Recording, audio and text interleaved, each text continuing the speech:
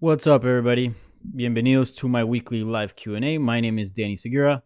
You know me, mixed martial arts reporter for MMAJunkie.com, formerly MMAfighting.com.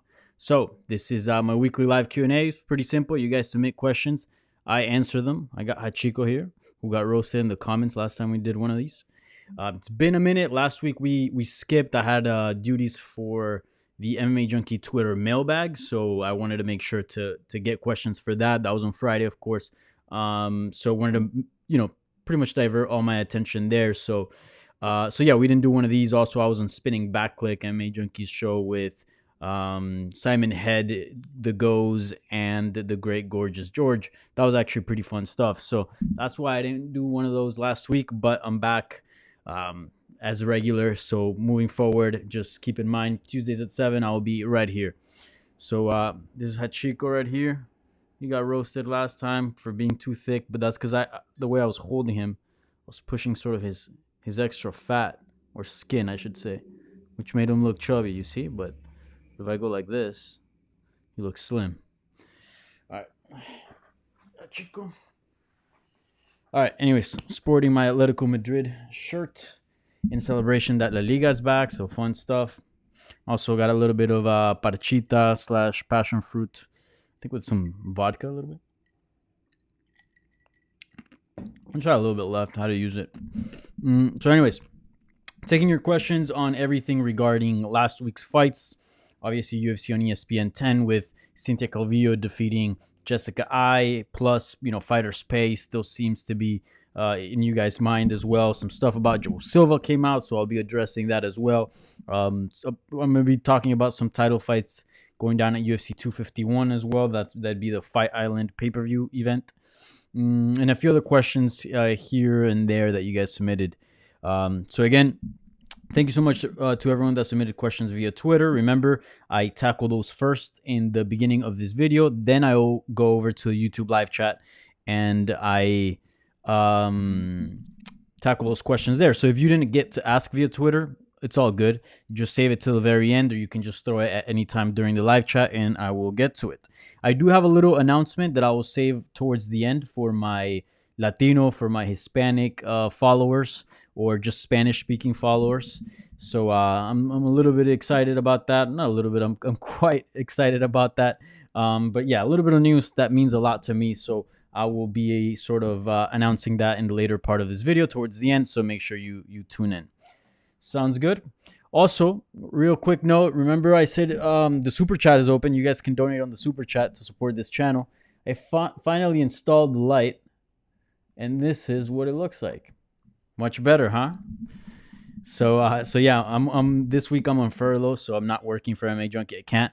So yeah, it took some time to install the light with the donations that you guys gave in the super chat. I was able to buy it and buy a sort of wall mount and install it. So hopefully, with better lighting, you get crisper video. So feel free to donate in the super chat. Know that every single penny that goes in the super chat goes to this channel. So if you support me, you want to support this, and if you're in conditions to support and donate, I greatly appreciate it. If not, a like and a subscribe would do just fine. All right, so let's do this. Let's tackle your questions. Very good questions this week. I was not impressed because you guys always bring it, but yeah, I mean the consistency, especially with a week off. You guys brought the heat, so very, very good stuff. All right, first question goes by Amir Betias, and he's asking, would it be better for Calvillo to go back to strawweight after winning at flyweight? So yes, Cynthia Calvillo defeated Jessica I, former UFC title challenger at that time, #1 contender, at flyweight. Obviously, Calvillo is moving up a weight class. This wasn't her flyweight debut, but it was her flyweight debut in the UFC because she had fought previously at 125, I believe, at the beginning of her career. And she explained it. When I joined the UFC, there was no 125 weight class, so I had to compete at 115. And luckily, she was small enough where she could make it, but not that small where it wasn't comfortable and she was struggling and sometimes missing weight a few times. I believe she missed weight 3 times to make the strawweight limit. So yeah, her first fight ever in professional fighting was at 125, and then from then on she made the cut to 115, keeping in mind that there was no place for her to compete at in the UFC but 115. So she's more of her natural weight class. She did look significantly smaller than Jessica I, but note that Jessica I did miss weight by 0.25 pounds. There's some controversy there. Calvillo says she held on the towel when she weighed in. I personally went back and looked at the video because I wrote an article basically on those comments, and as as part of my work and being a journalist, I can't just be like, oh yeah, she said this, so let me just write it. No, I got to go back and see it and see if it's true, at least for myself, and try to make sort of a rational, you know, view about that. So the way I saw it, she's got the hoop around. I didn't see her holding on to the hoop, and it didn't seem like she was holding on to the towel within. But maybe there is room to kind of do that. And since you got the hoop around you, the commission doesn't see you. Usually, what they should do for these scenarios is hands up, and then the hoop around you, so that there's absolutely no controversy. But according to Calvillo, she actually came in 3 pounds heavier rather than 0.25. So keep that in mind. But she did look significantly smaller than Jessica I. And Jessica I didn't look much bigger than the champion, Valentina Shevchenko. So yes, even though she missed weight, Jessica I pretty much has the frame and kind of looks like a 125er compared to the other girls. Maybe a little bit thicker than others, but for the most part, I would say she fits more of the 125 look than the 135 look. So anyways, I do think that Calvillo is a bit undersized, to answer your question, at 125, but I mean, that comes with time. I mean, every single lightweight that we've seen move up to 170 or any weight class, really, they always look a little bit undersized, and it takes them a few fights to figure out a weight where they can stay at and be okay with, and be cutting down to their new weight class without depleting themselves, and also while picking up mass and a little bit of size to be able to compete. So there's always an adjustment process, so keep that in mind. And look, Cynthia Calvillo, although right now she doesn't look like a real 125er, she did beat the top contender at 125. She did beat a former UFC title challenger. That's a huge win for her. So going back to 115, where the line is quite long and it's full of contenders, yes, you might not have as dominant of a champion in champ Zhang Wei Li. Clearly Joanna Jędrzejczyk made her look human, and I feel like other ladies in that division can as well. Whereas 125 with Valentina Shevchenko has just looked like a destroyer, and no girl has been able to make her look human. So yes, the line is shorter, so that's kind of good. But then the person up top, the champion up top, is a much more difficult challenge. So it's a bit of a it's a give and take here with the move. But look, you just beat the number one contender. The line seems quite long at 115. You've had weight issues at 115 before. Just keep going with 125. Gain a little bit of mass, and see how you look in your next outings. She did get called out by Kaylin Chookagian. I do like that fight. But I think, there's also room to take a little bit of tune-up fights, because Cynthia Calvillo, although she's 32 years old, she's still very young in the game. Her mileage is very, very low. And, I do feel like she can compete for quite some time, even at 32. So take a few, I guess, tune-up fights and, let your body adjust to 125 and see what you could do against the champion, ideally. I didn't see anything that would make me think that, she could be a threat. But again, you never know. She just switched camps. There's so many factors that are in play right now that you don't know how she's going to look a year down the line. Maybe she could be the lady that puts on a tough fight against Valentina Shevchenko. So we'll see. But no, to answer your question, I do not think she should return to strawweight. I do think a flyweight was the good move, was the right move for her, and it obviously paid off because she got a victory over a much heavier opponent, obviously, with Jessica I missing weight. So no, Calvillo, stay at 125 and let's see what happens. All right. Next question is by A Pass of Wokeness. I actually laughed as soon as I saw this question, because if you've been tuning into this weekly live Q&A, this guy's been popping up every time, annoying me that Dustin Poirier is ducking fights, and I've been kind of refuting that and arguing back with this dude. So he goes, Dustin finally... Oh, what was that? Hold on one second. I don't know what happened. Never mind. Dustin finally took the Hooker fight. Dustin blocked me, and so did Luke. I'm assuming Luke Thomas, for saying he was hip injury champion and that he was ducking Hooker. But funny, because I actually think Dustin wins that fight if he comes correct.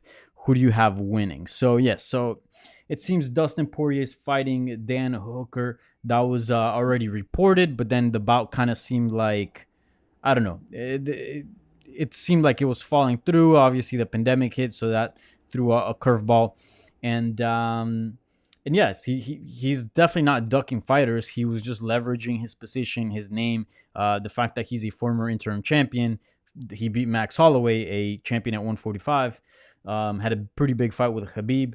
He's just using all that to get bigger fights. And, I think we can all agree that although Dan Hooker is a worthy opponent, is a guy that it's clearly world-class fighter in the 155-pound division, I think we can all agree he's not the biggest name, right? There are bigger names out there that might be as competitive, but a win over them just because of their star power he could benefit a lot more from that. So I'm never gonna hate on a guy that tries to do that.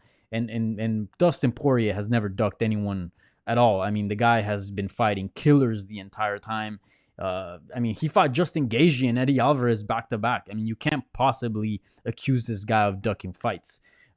He's just playing the game, and part of prize fighting is going for the bigger prize. And Dan Hooker, again, although a great competitor, not the biggest prize at 155 pounds. He's still a little unproven, right?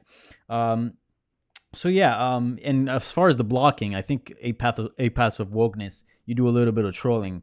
Maybe if you ease up on that, maybe the trolling wouldn't be as bad. I mean, the blocking wouldn't be as bad. So yeah, good luck trying to get him blocked by Luke Thomas and Dustin Poirier. Doubt it happens, but you're still good in my books. I haven't blocked you, but the moment you cross that line, homie, hitting that block button.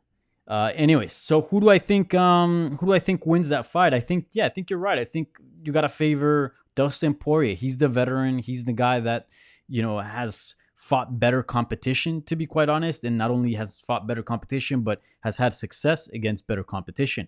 Dan Hooker, not so long ago, he was taking a huge beating by Edson Barboza. And, it's a guy that has lost a lot at 155. Again, he's improved a lot since, so keep that in mind. He's still a young guy, but again, he's a little bit unproven, so you got to go with Dustin Poirier in this one. I still think, Hooker has done so many adjustments that there is room to kind of have a little bit of doubts that maybe he comes in there and looks much more improved and can actually beat Dustin Poirier, and that's why this fight's being made, to sort of find out. We already know what Dustin Poirier brings. We already know what kind of fighter he is. With Dan Hooker, we know he's getting better, but we just don't know how good can he really be. So I guess we'll find out in this one. This one's it. I mean, let me pull up Dan Hooker's record here. I think this might be the biggest fight of his career. I think the only huge fight that I can think of outside of him was the Edson Barboza one. So he beat Paul Felder in his last bout. Paul Felder, obviously a great fighter at 155, but I think we would agree that maybe Dustin Poirier is a level above. Same thing goes with Al Quinta, his previous opponent, James Vick. Edson Barboza, wow, I just realized this. Dan Hooker does have a win, a 2018 win, so not that long ago, July 2018, so 2 years ago, over Gilbert Burns. The guy was fighting for the title at 170, so that aged well for him. That's a good win to have on your record. So, yeah, I mean, I would say, Dustin Poirier at this point is the biggest test he's ever faced. Burns obviously has improved since, so you can't count that. It's not like he's fighting the Gilbert Burns of now. So yeah, I would say Dustin Poirier is his biggest fight, and we'll find out, how high his ceiling is and how much he's improved over time. But as of now, unless Hooker can prove me otherwise, I have to, favor Dustin Poirier quite a bit into this one. I think, rightfully so, Dustin Poirier has to be the favorite here. Great question, and finally, there's a little less something to complain about. A passive wokeness. Poirier's got to fight. All right. This is a good question. We got Amir Betis here back. He's asking, where do you think Joe Silva mess goes? The Joe Silva mess goes, and will it affect fighter pay differences? So for those that haven't been tuning into Twitter, there's been so many stories. I don't know how it really stemmed. I gotta look at the origin of this, but fighter pay has been, a hot topic as of late, and obviously fighter pay is correlated with treatment, right? Usually if you treat an employee well, they're fairly an employee well, they're fairly compensated. um, if they don't get fairly compensated, you can label that as, not getting treated well, even though you could do a million other things for that person. So I think somewhere along the lines, then matchmaking got involved. And then obviously Joe Silva being a big part of the matchmaking in the, sort of, I don't want to say early stages of the UFC, kind of. But, he retired maybe from matchmaking like what, like 4 years ago, maybe. I can't really remember out of the top of my head. But, working in the industry, you did hear like little news here and there. Usually things off record. You hear a lot of things off record. Like fighters tell you this, and they tell you not to report it, or they tell you again in confidence and off record. And as a journalist, you can only report everything that's on record, or else you'd be betraying your source, or the interviewee. So yeah, you hear a lot of things that you can't talk about, and some of the things that were that you kind of heard every now and then was how ruthless sometimes Joe Silva could be. And yeah, recently a lot of things have surfaced. Gray Maynard was doing an interview with former welterweight title challenger, UFC welterweight title challenger, now Bellator fighter John Fitch, and he was basically saying how Roger Huerta was talking bad about the UFC, or like opening up about some things back in the day, back when it was a lot more taboo to talk bad about the UFC. And basically, Joe Silva called him up. He's like, all right, I'm gifting you this fight, but I want you to do one thing for me, and that's go in there and break his arm. And then that's when Maynard said, like, ooh, this is sort of the first glimpse I got about this not being a sport. Like, if this is a sport, I'm just in there to win. Like, what do you mean break this guy's arm? Like, I mean, I don't think any fighter, unless there's truly a lot of hate, I don't think they wish any serious harm on their opponents, especially like a broken arm can put you in the sidelines for quite some time, and eventually, eventually even take your career down a different path if it's a really bad break, right? So yeah, and then since Eddie Alvarez, I believe, said some things as well, a few other fighters. But yeah, I mean, I don't know where this mess is gonna go, but it certainly, it doesn't affect the UFC that much, given the fact that Joe Silva is no longer matchmaking for them. So it's not something they need to address. Like, it's in the past, but it's certainly not a good light for the UFC, I would say. I mean, how could you say it'd be remotely okay, or decent, or neutral? I mean, it's obviously not a good look.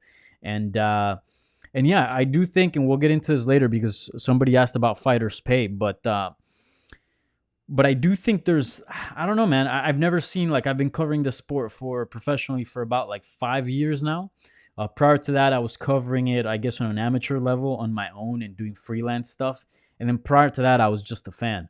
So yeah, I've been covering the sport for quite some time, and I've seen fighters complain about treatment and about pay, but never like this. It seems with John Jones, Henry Cejudo, Sean O'Malley, Jorge Masvidal. I mean, there just seems like a lot of top dogs are complaining at the same time and about the same issues.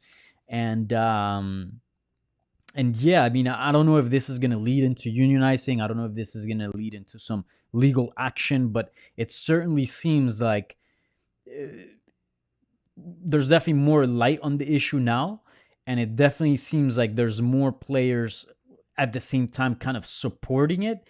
And it also opens the door for fighters to be a little bit more vocal. Like, if you would have taken me back like 5-6 years, and then asked me, all these comments and all these tweets would have surfaced. I mean, I would have never thought they would have then. And at that time, you'd be like, ooh, like, it just seemed a lot more taboo to sort of talk bad about the UFC. But now, the more you do it, the more normalized it goes. And I guess the more it incentivizes fighters, to open up about any issues they have. And that's if they have any issues, because let's be honest, there are some fighters like Daniel Cormier and a few others that, believe they get fairly compensated, and they say they get treated well. And, not that I don't believe them, but, there's definitely, I mean, you could say that there's, the company treats maybe people differently. I'm not sure. I don't know what the answer is here, but I don't know where this is all going to lead to, but it certainly seems like something's changing a little bit. I don't know. It seems definitely much more different than it did back then. So we'll see where this actually goes. But to answer your question, I have no idea if this is gonna result into anything. I'll say this: it doesn't hurt. It doesn't hurt to, on top of complaining about fighter pay, there's this as well, right? That definitely sort of gives fighters who are complaining about this or who have had issues with this a little bit more I think more stock in the eyes of fans and in the eyes of the public, as far as how they're being treated. So yeah, we'll see. We'll find out. All right, Terrence. And also, shouts out to Terrence because he also donated in the super chat and asked a question, which I will later get back to, but that was on the chat. So, anyways, just tackling Twitter questions for now. So, Terrence asks, what do you think is the reason Dana deflects? Sorry, what do you think is the reason Dana deflects when asked about the Black Lives Matter movement? He never gives his take on it. He says others are doing it for PR when in fact staying silent is more harmful. I believe he should use his platform to denounce hate. Seems like he's being politically quiet. Yeah, this is a weird one because along the lines like in society in general, there's always, especially in more recent times, like with Trump getting elected and other happenings, um, or even talking about sort of undocumented, immigrants, being deported and also being put into basically like concentration camps, and just horrible conditions and family separation and all these things that are happening.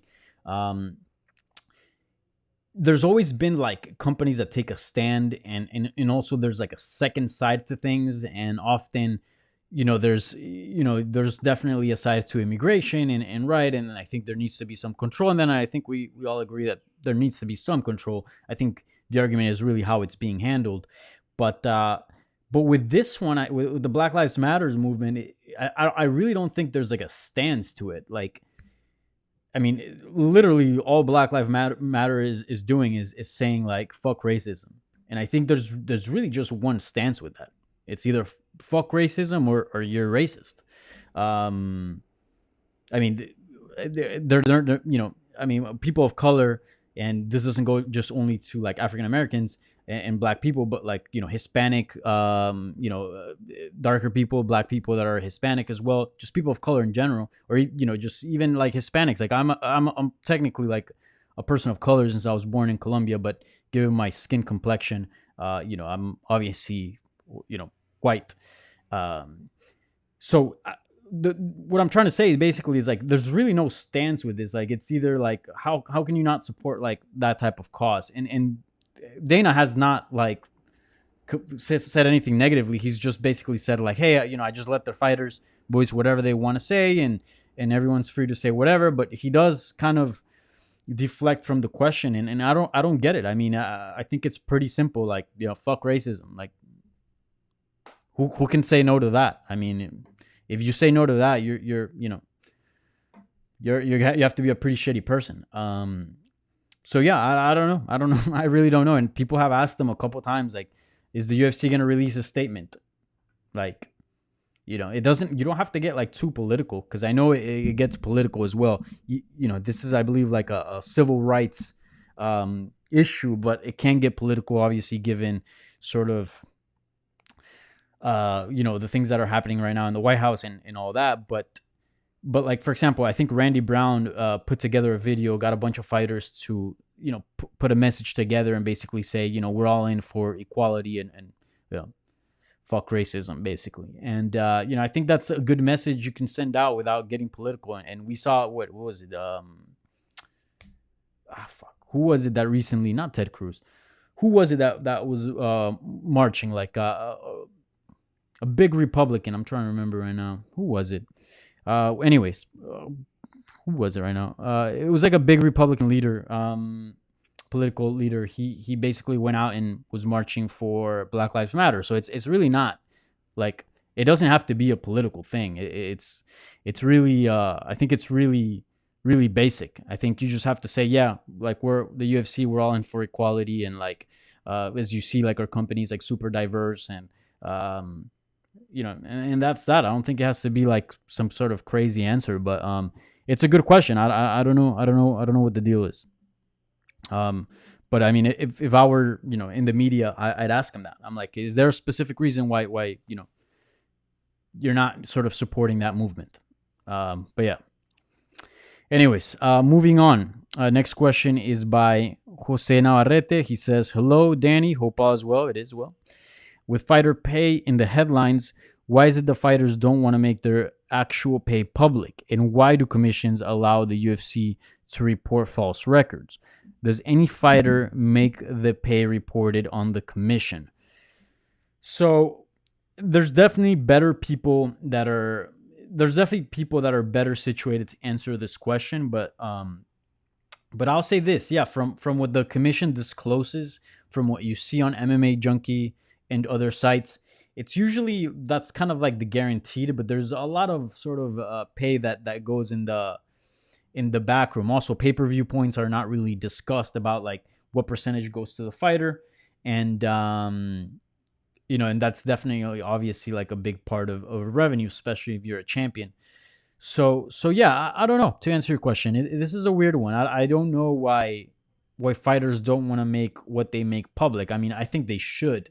The whole idea of keeping your sort of your income or whatever you're making private is this very like corporate way of thinking, where the less people know, the better for the company, right, for the organization. But yeah, it's a weird one, because the best way to make a decision is an informed decision, right? Like whatever decision you're going to make in life, you want to be as informed as possible. That's in anything you decide to do, in getting married, and buying a house, buying a car, right? You want to know everything about the car, everything.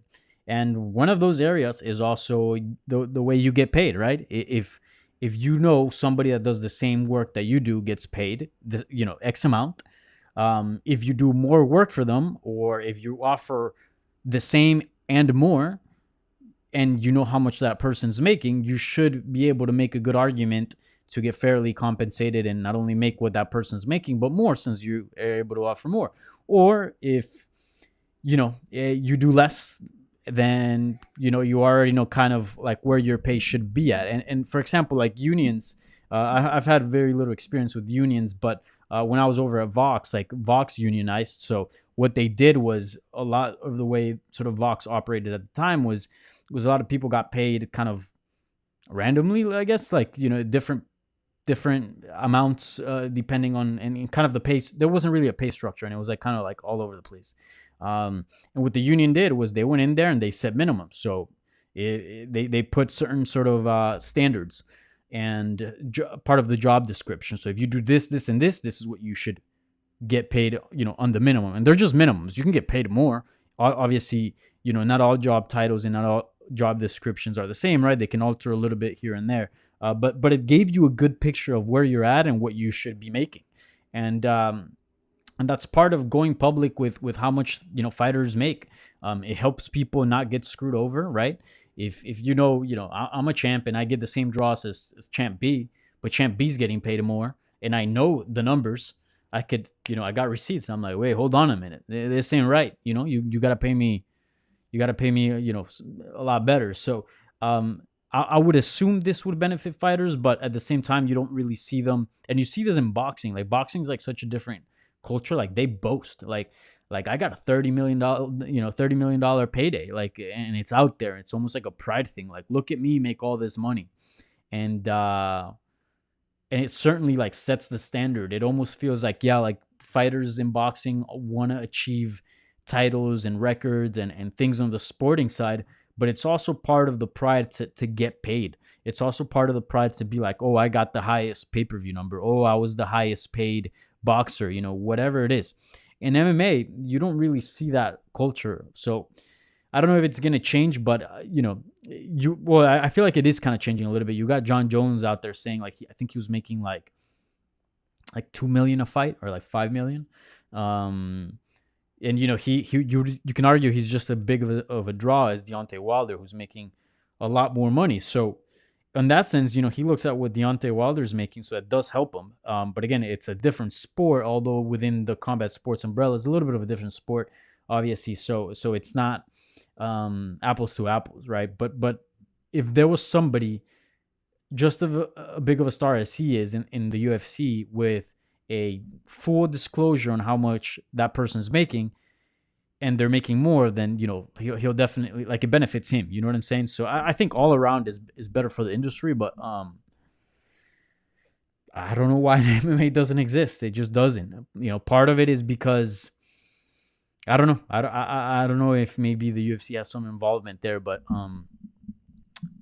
yeah, I think they might even have something in the contracts where they can't talk about their pay. That's something I saw on Twitter recently. I think it was by Hey Not the Face.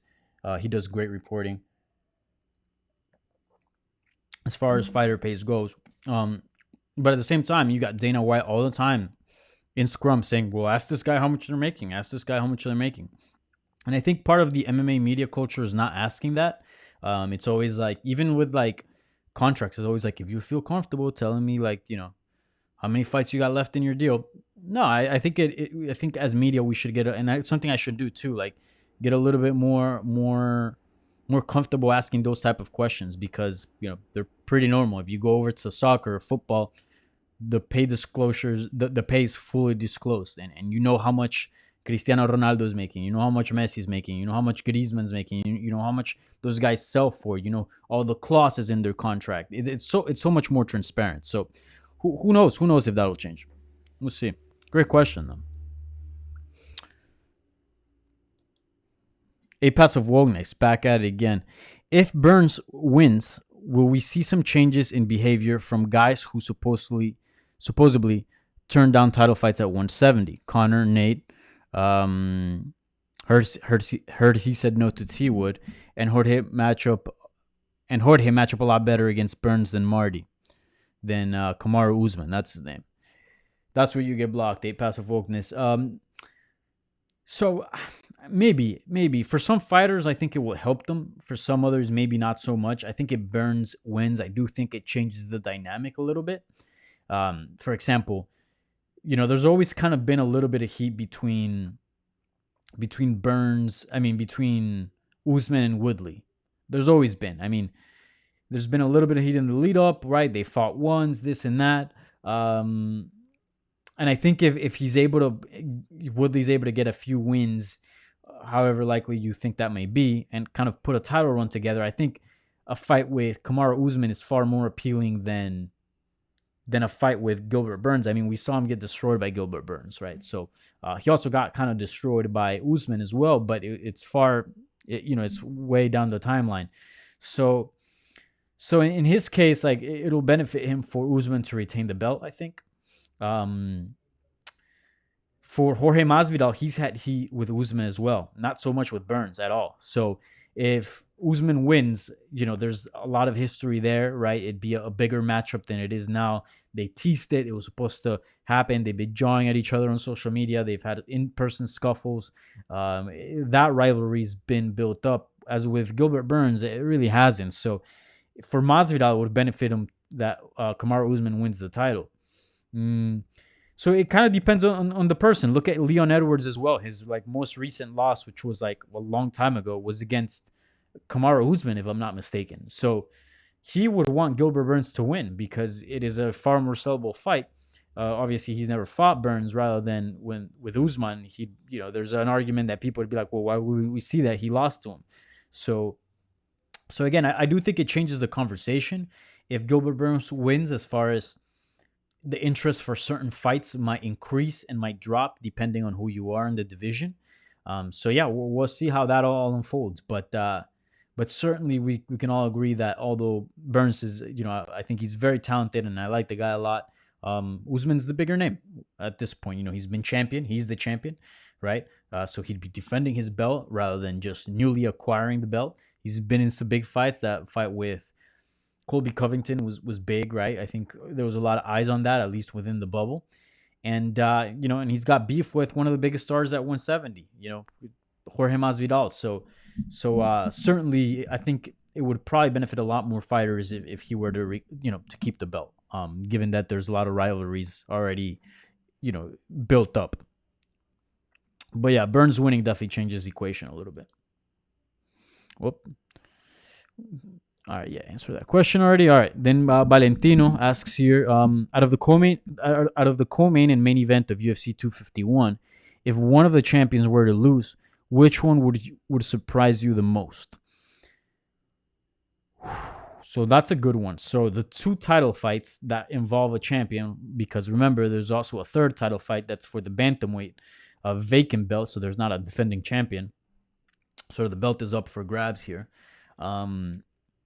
Yeah, it's Alexander Volkanovski defending his belt in an immediate rematch with Max Holloway, and then you got, obviously we just talked about it, Kamaru Usman defending his welterweight title against Gilbert Burns. I think the one that would surprise me the most, to be honest, like I don't know why. To be honest, I'm just not that excited for Volkanovski Holloway. I'm not saying I hate the fight and I think it sucks. None of that. I think it's still world class MMA, and I think once it comes down to it, like I would want to watch it and I want to watch that fight. I'm always down to watch high level MMA, but that's not a title fight that I was sort of like claiming to for the immediate rematch. I thought that Holloway lost fairly decisively. Like it was a competitive fight. He had some good moments. But for the most part, Alexander Volkanovski was in the driver's seat. At least that's from my memory. And I never left, and it wasn't controversial. There wasn't weird refereeing. There wasn't shitty judging. None of that. At the end of the fight, I felt like Volkanovski did enough, a lot more to win. And I felt like he was, like, I felt pretty confident that he was going to win, and he won. So, if you guys have been following me for a bit, you guys know how I feel about immediate rematches. Especially, I think immediate rematches should apply to this. If it's controversial, whether it's judging or refereeing, run it back. And the guy's a big star. The defending champion lost his belt and he's a big star. Run it back. If the champion is way too deep into their prime, that a circuit back to the title, meaning wins to build back to a title shot, would take him out of his prime, meaning by the time he gets to the belt, he'd be out of his prime, say an aging champion, very much like Anderson Silva, Chris Weidman situation. Run it back, because he ain't got much time at a world-class level. So just while he's at a world-class level, let's figure this thing out, rather than throw him in there and have to work his way back to the title shot. Max Holloway's young, bro. Max Holloway's young, although yes, he's been in MMA for quite some time. Max Holloway has been around the game for quite some time, but he's still a young guy with a lot of years left in his prime. So he totally has all the time in the world to build back into title contention, to go back, take a break from fighting the guy, because yes, he's not the champion, but he's still fighting the best guy. Like, Max Holloway hasn't taken a break from fighting the best guys at 145 in a very long time. And I think that's beneficial. And boxing champions do it all the time. They take guys that are not supposed to fight for the belt just to, pump the brakes a little bit.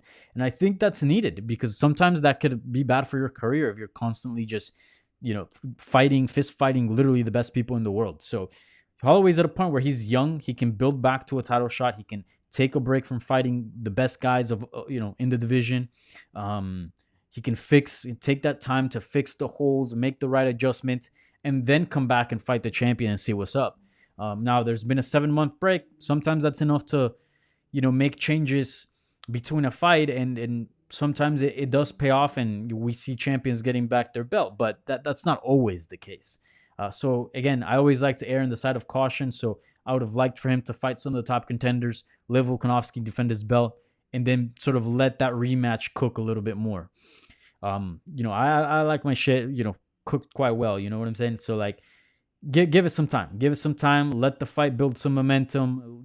Let the media sort of do their thing as well, as far as building the rematch as well, the promotion as well. Everything's better with time. So anyway, so to be honest, like, not that I don't have faith in Max Holloway. I think he's a great fighter. I think he's a world-class fighter. I think he's one of the best featherweights. I think he's probably the most skilled featherweight, one of the most skilled featherweights that ever. But look, it's been only 7 months. We also had a pandemic right in the middle and just so much turmoil that I doubt, those entire 7 months, it was all about Volkanovski. So I kind of expect the same fight. So if Max Holloway does get his belt back, I'd probably be surprised. Whereas Gilbert Burns, man, I think the world of Kamaru Usman, and I think he's a very talented fighter, but I think the same thing about Gilbert Burns. In every fight, between every fight, he seems to be getting better, which is crazy because it's just like a few weeks between every fight. So I don't know. I actually, in that fight, I have doubts. I very much give a good chance to Gilbert Burns in winning that title, 100%. So to answer your question, it would surprise me more if Max Holloway were to win back the belt because we saw he lost. We saw he lost quite decisively. So I just go by with the information that I have now, and that is at this point in time, Volkanovski is a better fighter. Um, and if Holloway would have gotten a chance to fight other people and kind of show his improvements and show, how he's able to adjust, maybe or going into a rematch, I would maybe even favor Holloway. But at this point, given the fact that he's coming off a loss to Volkanovski, I would label that as the most surprising result from those two title fights. Volkanovski losing the belt. All right. Yeah, this is the last question right here. Wait, whoa. This is the last question right here on the Twitter section. So just remember the way this works. I answer your Twitter questions first. Then I take things over to the live chat and I answer the live chat questions in the later part of this video, which is coming up now. So if you got questions, make sure you throw them in there. All right. Get a sip of my drink. The Seaside. Shouts out to the Seaside. The Seaside asks, quite simply, who's next for Anderson Silva? So Anderson Silva was recently in the news because, one, Conor McGregor kind of tried to fight him or try to get a fight with him, but the UFC was obviously not about that. I don't think many fans are. So he was in the news in that situation. Then I think Anthony Pettis called him out. So then getting back in the news. And then most recently, Dana White, I think talking to ESPN, if I'm not mistaken, kind of said like, the UFC's in this weird position with Anderson Silva.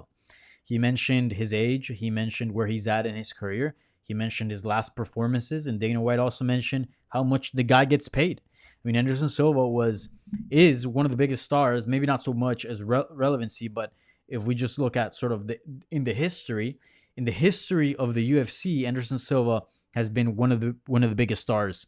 I would say top 5 star in the company. So I would assume being a top 5 star in the company and a legend in the sport, he probably gets paid quite well.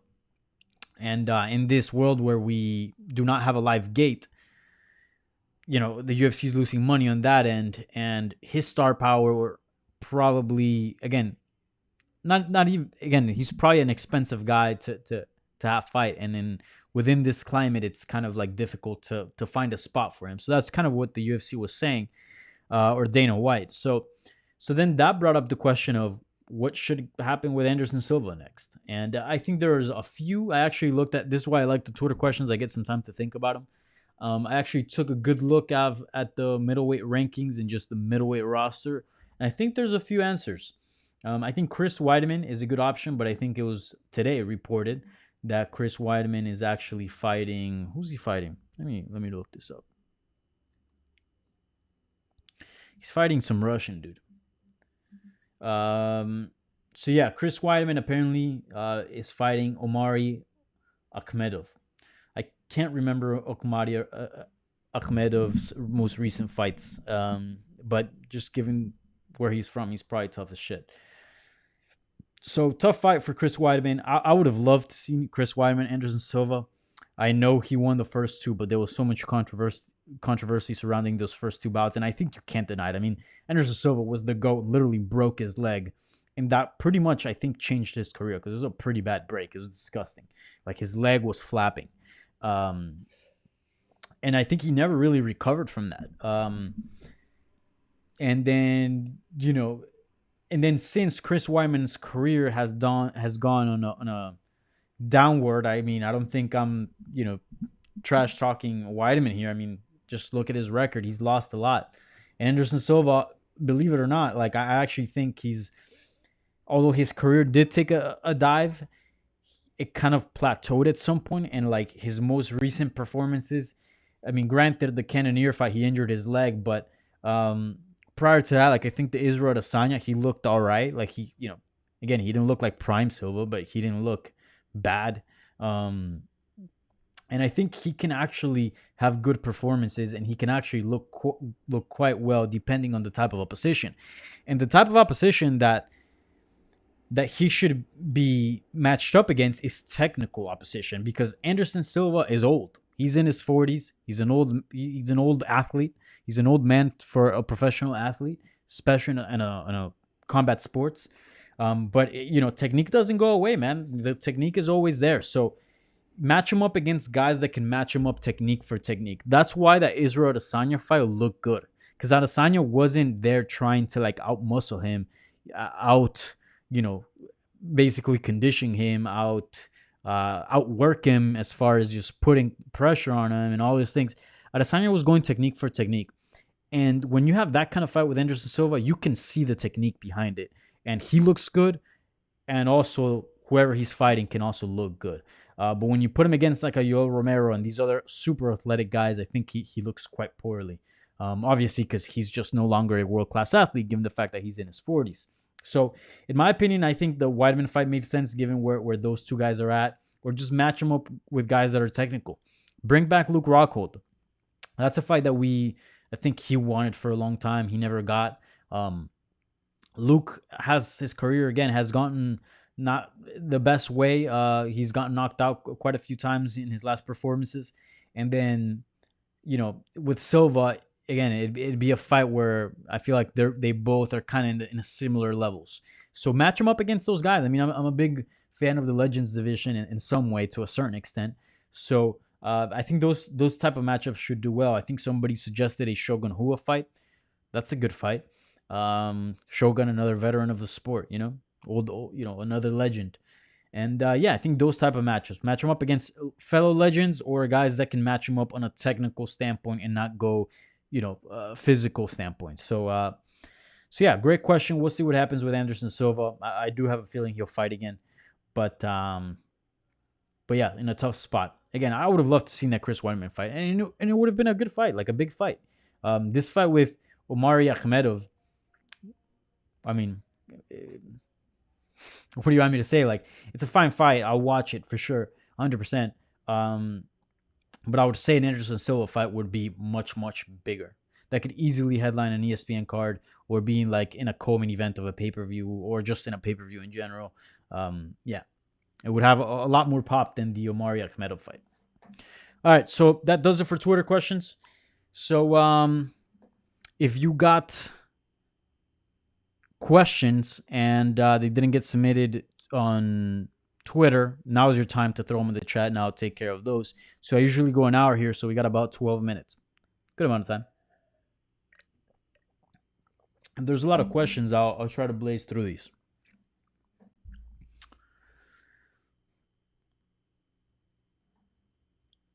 Mystic Gamer. Wait. What the hell is this? All right, there we go. Mystic Gamer. Mystic Gamer asks, do you think Masvidal overplayed his hand? Why did his and John's management sign to 8-fight deals? Seems like they have no leverage. Hope they get paid.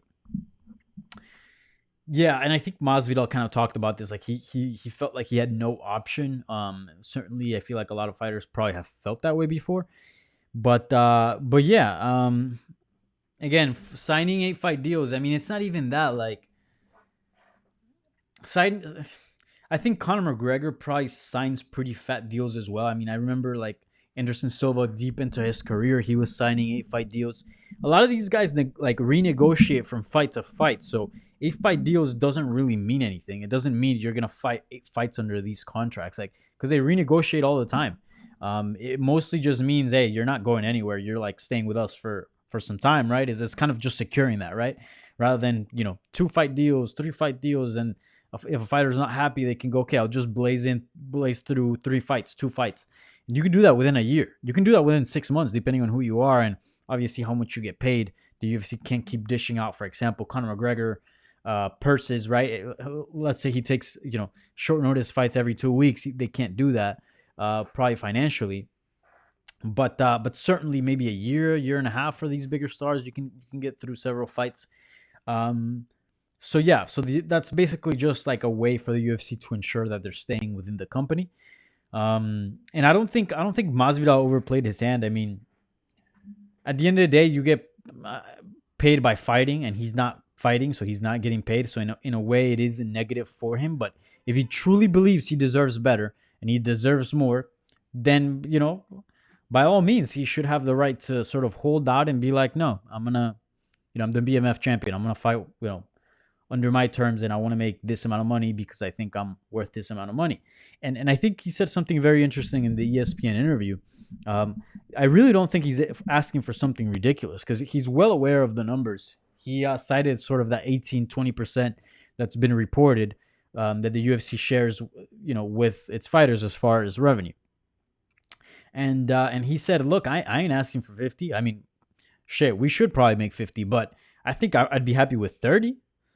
That'd be a 50% increase of pace. So yeah, we'll see. I do think Masvidal, again, he's a prize fighter. He's at a point where he's making the most money he's ever made throughout his career, and he's just sort of starting to do that.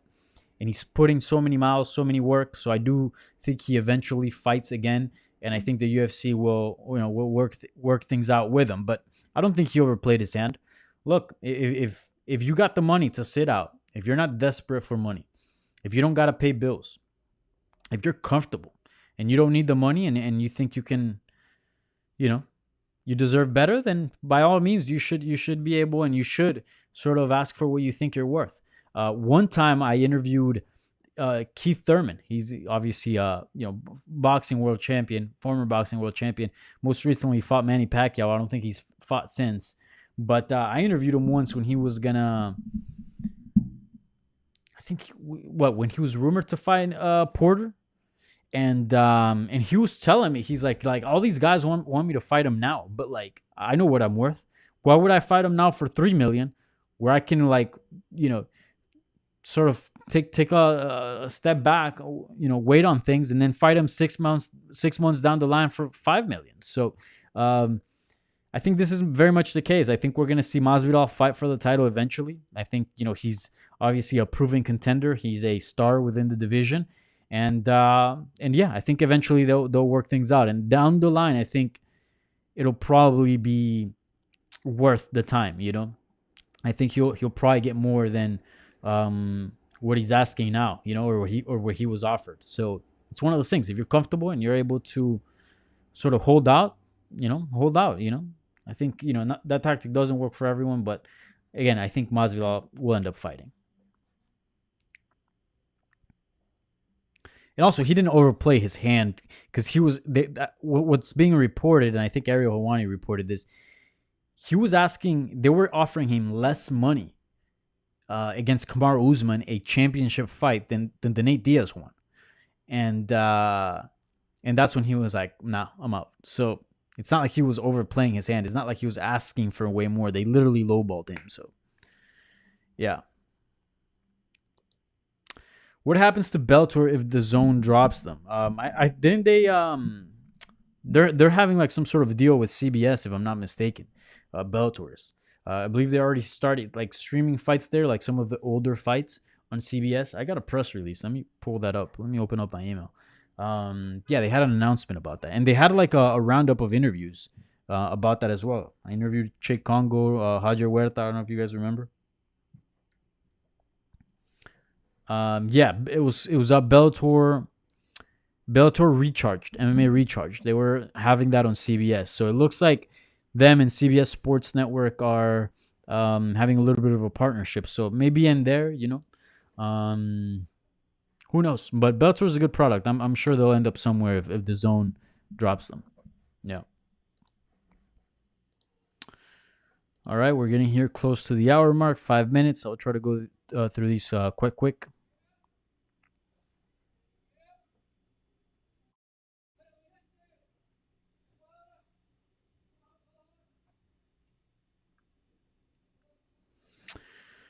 Let's see. All right, Terrence. Yeah, shouts out to Terrence. Also donated $5 in the super chat. I'll invest that, into this channel, 100%. He says, "Hear me out. Robbie versus Anderson Silva. What do you think of this matchup?" I like it. I like it. I think it was teased before. I think somebody had talked about it previously. Who? I think Jed Mishu had sort of mentioned this about being a dream of his. Look, I don't hate it. For those that don't remember, Robbie Lawler fought a lot at 185 and he was quite successful at 185. So I wouldn't hate him going up a weight class to fight Anderson Silva, who's a fairly small middleweight. So I'd totally be, again, those are the type of fights that Anderson Silva should be in. Anthony Pettis, I'd like that fight as well. Go up to meet up at like a 180 catch weight or something and fight. I think that's a good fight. Again, Pettis would match him skill for skill. It wouldn't be at let me just outmuscle this guy, this much older guy. It wouldn't be that. It'd be a guy that would meet him skill for skill. Now, Robbie's a little different because his style is a little bit more savage, but certainly a technical fighter and a smaller fighter, and also a guy that's deep into his career. And we could all say he's in the later stages of his career and has had some defeats as of late. So it would make sense. Terrence, you're brilliant. I'm all in for that fight, 100%.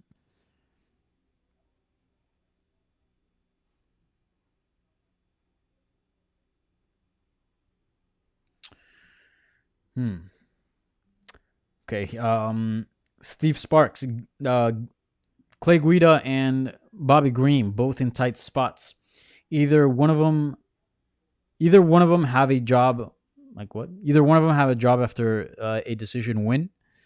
I think so. I mean, Clay Guida is a veteran. He's a guy that can offer a lot to a card. He's in a card, and you're reading down the card. You see Clay Guida, you know who that guy is. He's a quite proven commodity. Again, not the most skilled fighter. He's older, but certainly a fighter that's still, I think, game. Um, and yeah, I think he's kind of a company guy. He's been with the company for so long, and the UFC seem to like him, and he's won a lot of performance of the night bonuses. So I think he sticks around no matter what. And I think Bobby Green is somewhat in a similar spot. I think maybe not as well linked as Clay Guida is with the company, but certainly this light is so bright, but certainly up there for sure, I would say. Well, anyways, so no, I would expect them to keep their jobs. I think. Okay, this is a good question. Let me switch this thing here. It's getting kind of. There we go. All right. Yeah, it was really bright. All right. So we got unadapted here. What do you think of the Aldana versus Home fight? I'm afraid Home will try to outpoint her in the grappling just like she did against Megan. Yeah, I think so too. I think Holly Holm has adapted quite well her style. I think primarily she was just a striker. Now she's proven that if she goes against another striker and she might have not the edge in that department, she can switch gears and wrestle. And that's super impressive, especially at this stage of her career. And the fact that she was so proficient in the striking department to be able to switch things around and actually become a decent wrestler and actually win fights off it, I think that's super impressive. So shouts out to Holly Holm. That's a true martial artist right there. Um, and as far as Aldana, that's been her issue. I mean, Aldana is a great boxer. I mean, I would say probably some of the best hands in the weight class. You gotta, throw her up there like top 5, maybe top 3. Very skilled fighter, a lot of volume, rangy, just very technical striking. But one thing that's been like a little bit of her weakness has been the grappling department. So I do think she's improved a lot, and I think she's going to continue to improve on that aspect. You got to keep in mind this is a woman that started MMA, I think, in her mid 20s, and she's in her early 30s right now. So again, and now actually, and this is part of the announcement that I have for my Spanish speaking listeners and Hispanic listeners. I actually just spoke to Irene Aldana literally 30 minutes before I hopped on this live chat. And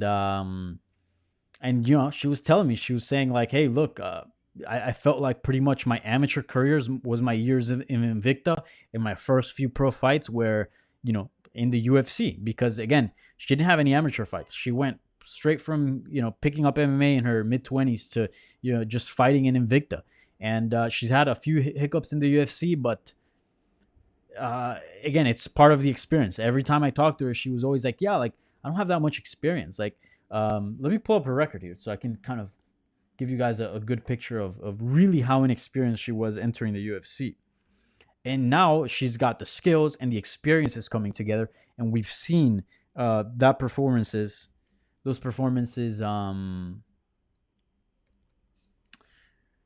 be affected by the experience. Irene Aldana. So yeah, Irene Aldana is 32 years old. She started MMA in 2012. So she was 8 years ago. So she was 24. And yeah, she just was a pro right away. Fought a little bit in the regional circuit in in Mexico. 3 fights, then went to Jungle Fights, fought Larissa Pacheco, who went on to make it to the UFC for a title. So again, she was fighting for a world title, Jungle Fights, against a worthy opponent within her 4th MMA fight. And then after that, it was all Invicta, which Invicta is a world-class organization. I mean, a lot of fighters end up, in the UFC. A lot of fighters that are competing in the UFC that are great came from Invicta. A lot of former UFC champions came from Invicta as well. So yeah, and then she was just in Invicta. She was there for 2 years, and then she was in the UFC. So, she just had not even 10 fights, and she was already in the UFC. So that's kind of rough. And then from then, we saw her had a few tough performances, but since she is currently 5-1 in her last 6 bouts, and she's looked quite well doing that. In fact, grabbing a couple performance of the night bonuses in that stretch. So.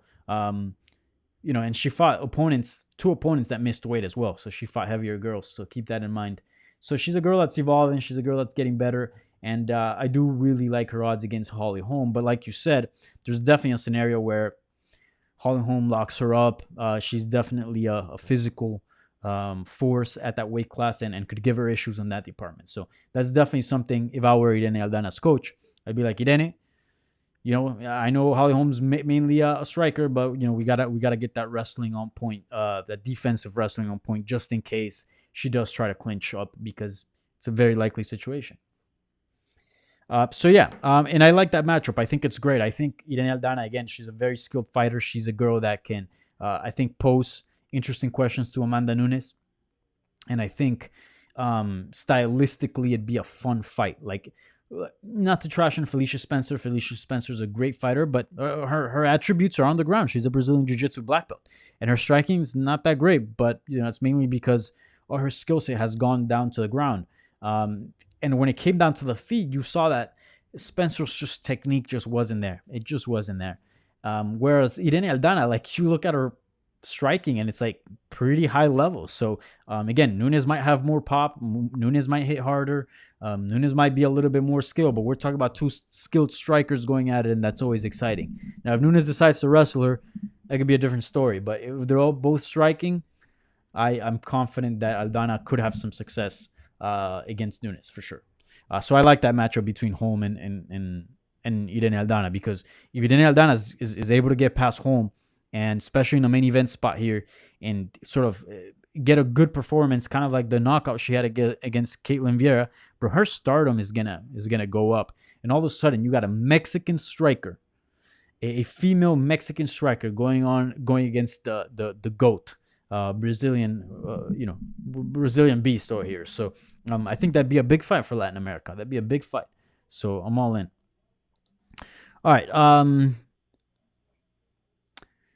I know there's a few more questions, but I'm past the hour mark, and I do want to stick to that hour mark. So save them for next live Q&A. Also, I'll try to be doing probably a live preview and live recap of this upcoming event. Also, I got an interview with Shane Burgos. That's over on MMAJunkie.com. He's fighting in the common event of this card this weekend, so make sure you check that out. It's in my channel. It was for MMA Junkie, but it's on my interviews playlist. So yeah, I'll try to. I'll try to do these previews and recaps with a guest. I like to do them solo because it's a lot easier to coordinate, and I'm in and out, and I don't have to rely on other people's schedule. But for this one, I have a couple of people in mind I might hit up to help me out in this one. So stay tuned for that. So yeah, and as far as the announcement, I know I teased it a little bit on Twitter, also at the beginning of this video. So what I've been doing in this channel has basically, I've been posting a lot of English content, obviously. Right now I'm speaking in English, but I've also had a little bit of a mix in some of the interviews that I've been able to do in Spanish. So I've noticed a lot of people have been like, maybe not turned off because it's still MMA, but certainly it's a different language, and I get it. You know, I think a good portion of my audience is bilingual, but certainly I think also another good portion of it is not. So what I did was separate the two. So now I started a separate YouTube channel, which might hurt me a little bit because I don't have like all the subscribers there, and that's where you guys come in. And also, like, I can't monetize it yet because I'm not past certain threshold or whatever. But I do think for the long run it's better to separate the two. So I started a YouTube channel which is actually featured on this current channel on the main page. It's called Hablemos MMA. And basically all my Spanish content is going to be there. That's starting with that Irene Aldana interview I just did today. We talked about the Holly Holm fight, about Amanda Nunes possibly retiring. We talked about her cats. She's got actually 2 cats. And she's got like a crazy setup in her home with like obstacles and shit that the cats climb. And anyways, we talked about her career and obviously this big opportunity she has on August 1st. That's fully in Spanish, so that'll be going on that channel, Hablemos MMA, once again, and not on this one. So I'm just quickly going to say that in Spanish for those that are listening. Prácticamente hice un canal separado para todo mi contenido en español. No va a estar este contenido en el canal que ahora mismo estoy usando, sino en el nuevo canal que se llama Hablemos MMA. Y ya, y pues ahí voy a estar poniendo entrevistas y de pronto hasta me expandiré a otras, no sé, a opiniones y otro tipo de videos. Así que check that out. All right. So anyways,